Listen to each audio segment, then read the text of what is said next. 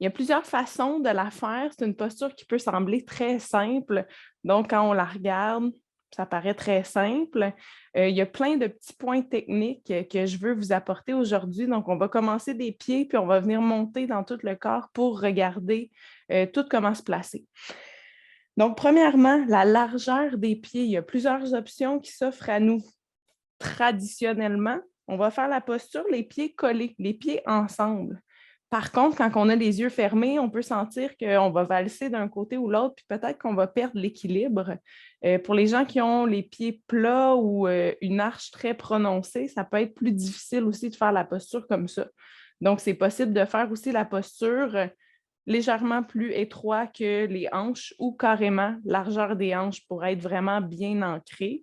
D'ailleurs, Tadasana, la posture de la montagne, c'est une posture pour s'ancrer, très bon pour la concentration, pour se centrer, pour se ramener à l'intérieur de soi-même. C'est pour ça que de commencer un cours, commencer la salutation soleil avec cette posture-là, ça vient vraiment nous grounder. Au niveau des pieds, ce qu'on va porter attention, ça va être où on va placer le poids dans nos pieds.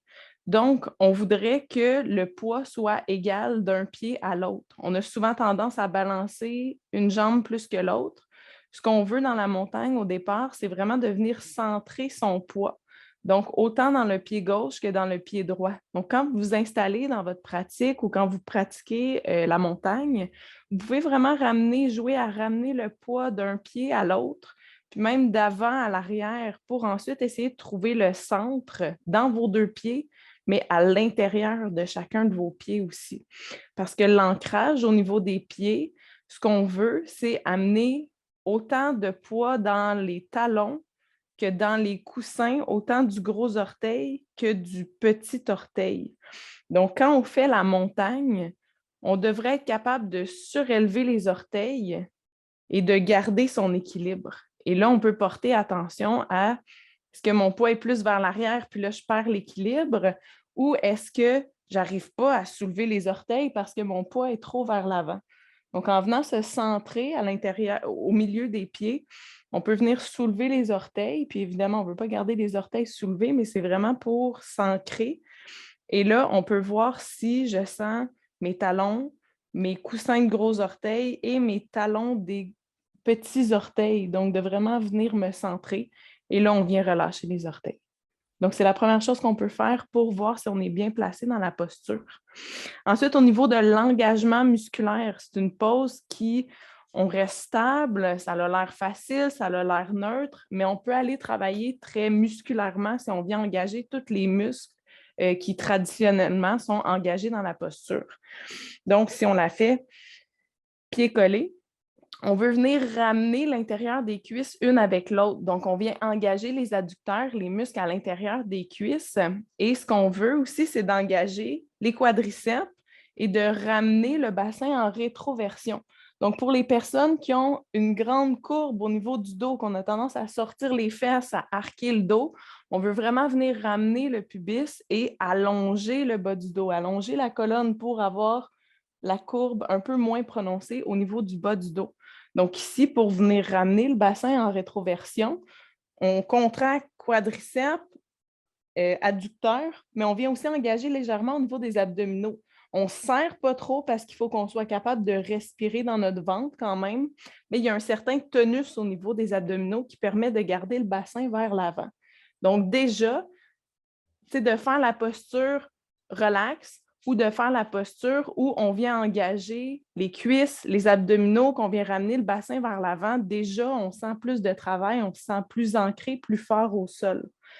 Ensuite de ça, si on continue de monter, on était au niveau des abdominaux, on monte au niveau du sternum. Donc ici, au niveau du sternum, on a souvent tendance à avoir les épaules rentrées vers l'intérieur par travail assis, être à l'auto, être sur le téléphone.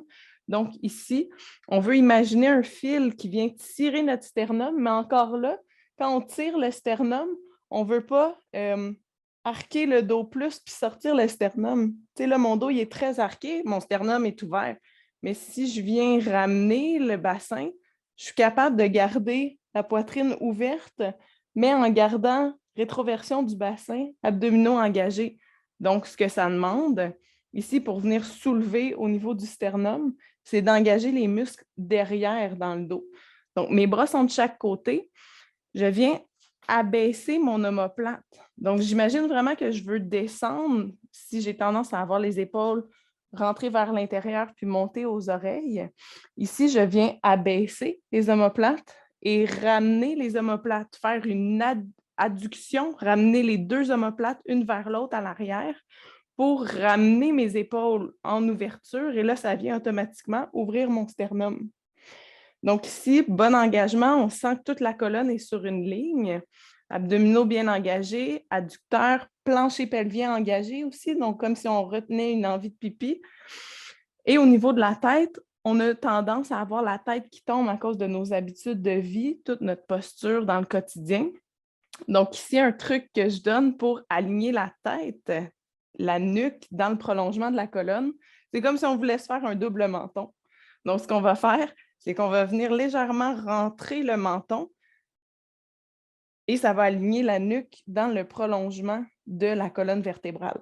Et là, ici, on veut imaginer non seulement un fil au niveau du sternum, mais un fil au niveau de la tête qui vient nous grandir aussi. Donc, on a tendance à être plutôt affaissé, ce qui va créer la fermeture au niveau des épaules, au niveau du sternum. Si on vient tout réaligner la colonne et qu'on s'imagine tirer vers le haut, on vient créer de l'espace dans tout le corps.